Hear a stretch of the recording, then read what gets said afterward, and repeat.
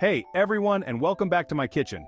You know what's better than a perfectly coded program? A perfectly baked treat. Today we're diving into the top 5 essential baking tips every beginner should know. These are the secrets, the insider tricks that'll take your baking from oops to wow in no time. So grab your aprons, preheat those ovens, and let's get baking. Okay, baking newbies. Our first tip is all about being best friends with your recipe. Before you even think about preheating that oven or grabbing your measuring cups, we've got to read the recipe. And I mean really read it from top to bottom. Think of it like this. Your recipe is a treasure map, and the delicious baked good at the end is the buried treasure. You wouldn't just glance at a treasure map and start digging randomly, would you? Nope. You want to know every twist, every turn, every ingredient you need to find along the way. Reading the recipe thoroughly ensures you understand all the steps, the order they come in, and that you have all the ingredients ready to go before you even start mixing. Imagine this. You're halfway through mixing your cookie dough, you're covered in flour, and suddenly you realize you need melted butter, not softened. Now you're scrambling, the dough's getting tough while you wait for the butter to melt. Trust me, friends, taking a few extra minutes to read the recipe thoroughly is like setting yourself up for success from the very beginning. It's the foundation for a smooth, stress-free, and ultimately delicious baking experience. Tip number 2 is all about precision, my friends, because baking is a science. It's like coding, but instead of ones and zeros, we're working with cups, tablespoons, and teaspoons. And the golden rule here is to measure your ingredients accurately every single time. We want those cookies chewy, those cakes fluffy, and those brownies fudgy, right? Well, accurate measurements are the key to achieving those perfect textures and flavors. Unlike cooking, where you can often eyeball things and adjust as you go, baking requires precision. Too much flour, dry and crumbly, too little liquid, dense and heavy. But when you measure everything precisely, you're essentially giving your ingredients the best chance to work their magic together and create those mouth-watering results. Invest in some good quality measuring cups and spoons. You can even find sets with cute designs to add a little personality to your baking arsenal. And here's a pro tip. Use the spoon and level method for dry ingredients like flour. Don't scoop the flour directly from the bag. That can pack it in and give you way more than you need.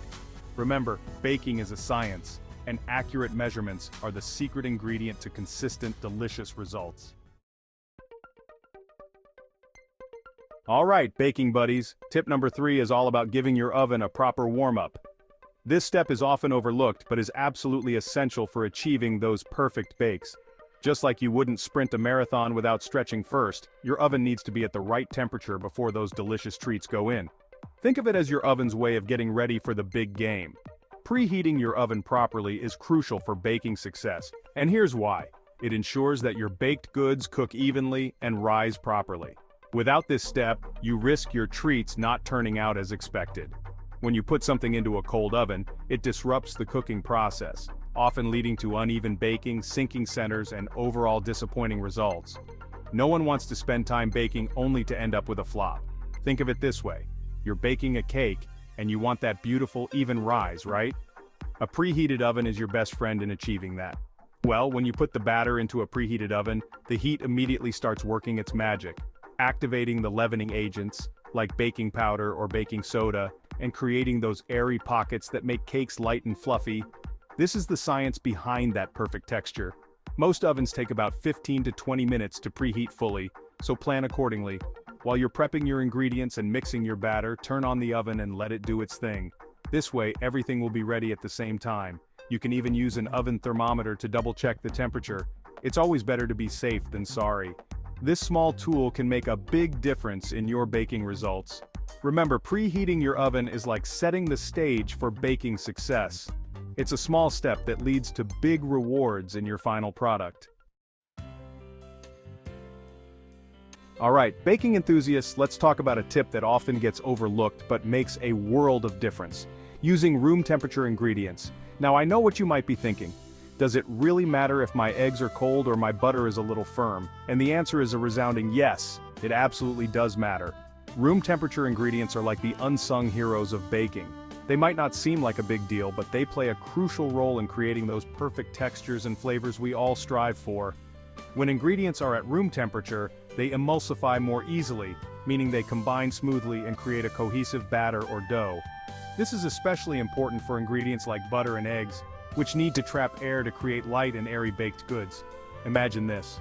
You're making cookies, and you add cold butter straight from the fridge to the sugar. Instead of creating a light and fluffy mixture, you'll end up with hard lumps of butter that don't incorporate well. This can lead to dense, unevenly baked cookies, and nobody wants that, right? But when the butter is at room temperature, it creams beautifully with the sugar, creating a light and airy mixture that bakes into perfectly textured cookies. The same goes for eggs. Room temperature eggs are easier to work with. Room temperature eggs are easier to whisk and incorporate into batters, resulting in lighter, fluffier cakes and cupcakes. So, how do you ensure your ingredients are at room temperature? It's simpler than you might think. Simple. Just take them out of the fridge about 30 minutes to an hour before you plan to start baking.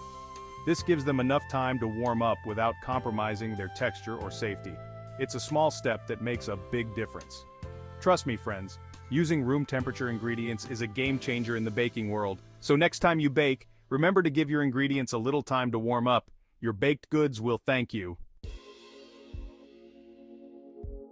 Alright, baking champions, we've arrived at our final tip, and it's all about resisting the urge to overmix. This is a crucial step that can make or break your baking results. I know, it's tempting to keep that mixer going to see those beautiful ribbons of batter forming, but trust me, when it comes to overmixing, less is definitely more. Overmixing can be a silent saboteur in your baking process. Overmixing your batter can lead to tough, dense, and even rubbery baked goods, and nobody wants that. Imagine biting into a cake that feels more like bread. Not a pleasant experience, right? When you mix batter for too long, you're essentially developing the gluten strands in the flour. This is great for bread, but not for cakes and cookies. While a certain amount of gluten development is necessary for structure, overdoing it can create a chewy, almost bread-like texture in your cakes, cookies, and muffins. This is the opposite of what we want in our tender baked goods. Think of it this way. Imagine you're kneading dough for bread. You knead it for an extended period to develop the gluten and create that chewy texture. You knead it for an extended period to develop the gluten and create that chewy texture. This is perfect for bread but disastrous for cakes. But when you're making a cake, you want the opposite, a light and tender crumb. The goal is to achieve a texture that melts in your mouth. So, how do you avoid overmixing? It's simpler than you might think. The key is to mix your batter just until the ingredients are combined. This means stopping the mixer as soon as you no longer see streaks of flour. You don't need to see perfectly smooth batter. In fact, a few lumps are perfectly fine. These lumps will bake out, leaving you with a tender crumb. Once the dry ingredients are mostly incorporated into the wet ingredients, stop the mixer and use a rubber spatula to scrape down the sides and bottom of the bowl. This ensures everything is evenly mixed without overworking the batter. Then, mix for just a few more seconds, just until everything is combined. This final step ensures a uniform batter without overmixing. Trust me, friends, resisting the urge to overmix is one of the simplest yet most effective ways to ensure your baked goods turn out tender, light, and absolutely delicious. Your patience will be rewarded with perfect bakes every time. Thanks for joining me on this baking adventure, everyone. I hope these tips help you on your baking journey and give you the confidence to create delicious treats in your own kitchens. Remember, baking is all about having fun, experimenting, and enjoying the process, and of course, the delicious results. Don't forget to subscribe and hit that notification bell so you don't miss out on any future baking adventures. Happy baking!